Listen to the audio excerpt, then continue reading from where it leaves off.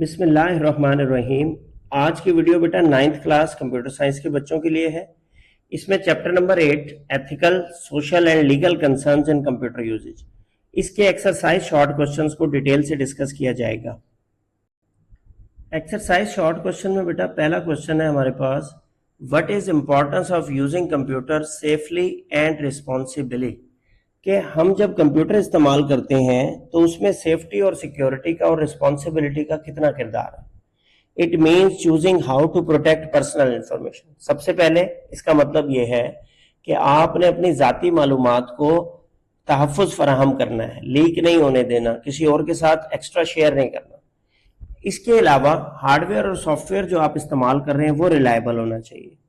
آپ کو یہ گارنٹی ہونی چاہیے کہ جو آن لائن کمپیوٹر آپ استعمال کر رہے ہیں وہ اخلاقی معیار میں بھی ٹھیک ہو اور رسپیکٹ فل ہو، مطلب کہ آپ نہ تو کسی اور کی انسلٹ کر رہے ہو، نہ آپ کی انسلٹ ہو رہی ہو، نہ کوئی بیڈ کمنٹس کر رہے ہو، نہ آپ کی طرف کوئی بیڈ کمنٹس کر رہا ہو۔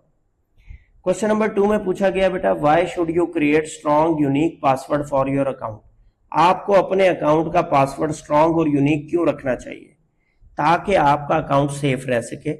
It should always be used for account as it makes it very difficult for someone to guess the password۔ اپنے اکاؤنٹ کو اتنا یونیک بنائیں، اتنا ڈیفیکلٹ بنائیں، اتنا اسٹرانگ بنائیں کہ کوئی بندہ اس کا اندازہ نہ لگا سکے اور آپ کے اکاؤنٹ کی رسائی نہ حاصل کر سکے۔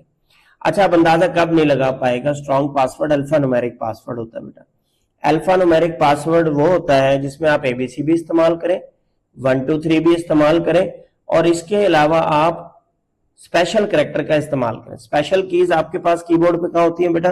جو اوپر 1 2 3 والی آپ کے پاس رو بنی ہوئی ہے، اس رو کے اوپر @ کا سمبل، ہیش کا سمبل، ڈالر کا سمبل، پرسنٹیج سائن کا سمبل، %کا سمبل، اسٹیرک کا سمبل، یہ سب اسپیشل سمبل، ان کو بھی اپنے پاسورڈ میں ضرور شامل کریں، ٹھیک ہے۔ کوسچن نمبر 3 ہے، how can you protect yourself from harmful links and downloads. اب آپ کے پاس میل میں، میسیجز میں ایسے لنکس آ جاتے ہیں جن کو آپ کلک کریں تو آپ کا ڈیٹا جو ہے وہ ان پروٹیکٹڈ ہو جاتا ہے، یا آپ کسی فشنگ یا اسکیمنگ ایکٹیویٹی میں انوالو ہو جاتے ہیں۔ تو اس کے بچاؤ کا طریقہ یہ ہے کہ جو کوئی ان نون لنک آئے، کسی ایسے سورس سے آئے جو انٹرسٹڈ ہے، تو آپ نے کبھی اس پہ کلک نہیں کرنا، ٹھیک ہے۔ اس کو فائل کو ڈاؤن لوڈ نہیں کرنا، ہمیشہ وہی فائلز ڈاؤن لوڈ کریں اور انہی لنکس پہ کلک کریں جو ٹرسٹڈ سورسز سے آپ کے پاس آئیں، ٹھیک ہے۔ کوسچن نمبر 4 ہے بیٹا، وٹ از 2 فیکٹر اتھینٹیکیشن، اور اس کا کیا فائدہ ہے؟ اب 2 فیکٹر اتھینٹیکیشن جو ہے اس کا مطلب ہے کہ ایک ایکسٹرا لیئر آف سیکیورٹی آپ کے اکاؤنٹ اور پاسورڈ کے ساتھ جڑی ہوئی ہے۔ جب آپ اپنا پاسورڈ انٹر کریں تو کوئی نہ کوئی وہ ایکسٹرا پیس آف انفارمیشن آپ سے مانگے، جیسا کہ آپ کے فون پہ کوڈ بھیجا جاتا ہے آج کل۔ جب تک آپ وہ کوڈ انٹر نہیں کرتے تو آپ کو جی میل لاگ ان نہیں کرنے دیتا۔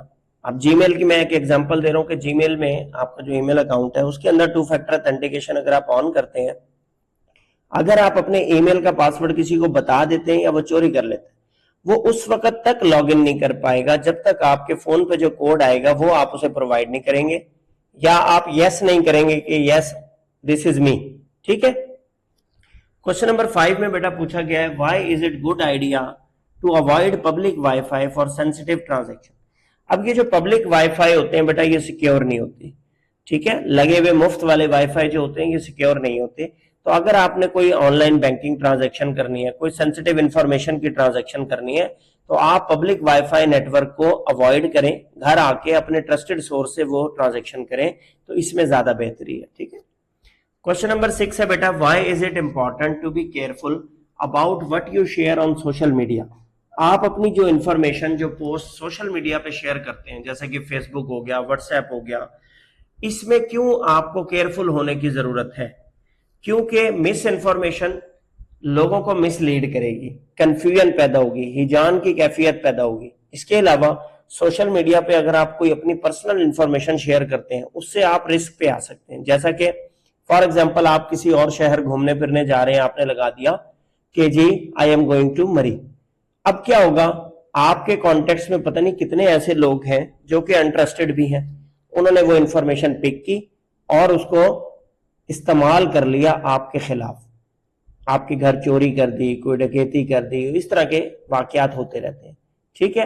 تو آپ نے ایک تو مس انفارمیشن نہیں پھیلانی، दूसरा अपनी सोशल मीडिया पे पर्सनल पोस्ट जो है वो बड़ा केयरफुल तरीके से करनी है।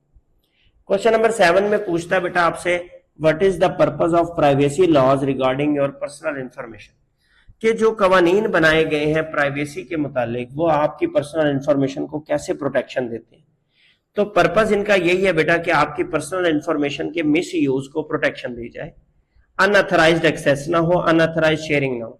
फॉर एग्जांपल आपकी पर्सनल इंफॉर्मेशन किसी इदारे के पास है, नादरा के पास है, मर्दमशुमारी वालों के पास है, आप स्कूल में रजिस्टर कराते हैं, अपना डाटा वहां मौजूद है, अब वो अनऑथराइज्ड शेयर किए जाते हैं आपका डाटा, तो ये मिस यूज है। तो ये जो प्राइवेसी लॉज हैं ये आपको इसके खिलाफ प्रोटेक्शन प्रोवाइड करते हैं। क्वेश्चन नंबर 8 आखिरी जो है बेटा, what is software piracy and why is it harmful. Software piracy का मतलब है बेटा किसी के सॉफ्टवेयर की इलीगल कॉपी बनाना, इलीगल गैर कानूनी तौर पर उसको छापना, उसकी डिस्ट्रीब्यूशन करना, बगैर लाइसेंस के उस सॉफ्टवेयर को इस्तेमाल करना। अब पायरेसी जो है हार्मफुल है। क्यों हार्मफुल है? क्योंकि ये सॉफ्टवेयर डेवलपर्स को, सॉफ्टवेयर कंपनीज को चीट आउट करती है, उन तक पैसे नहीं पहुंचने पाते और आप जो है वो बगैर पैसों के उसको इस्तेमाल कर रहे होते हैं।